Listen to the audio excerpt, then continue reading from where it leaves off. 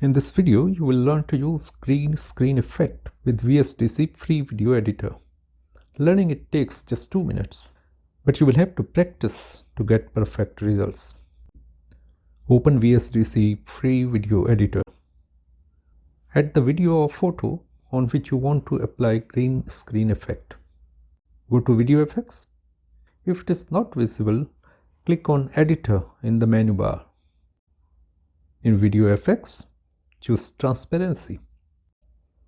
In Transparency, choose Background Remover. Click OK. In Timeline, click on the Green Screen Effect. Now check the Properties window. It is possible that the main background gets removed just by clicking at green color in the preview window. Look for eyedropper. Take it to the color that you want to remove. Click OK in the next window.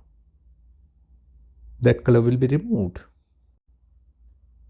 If any patches remain, click on Add Color. Then take the eyedropper to that patch to select it. You can add more colors.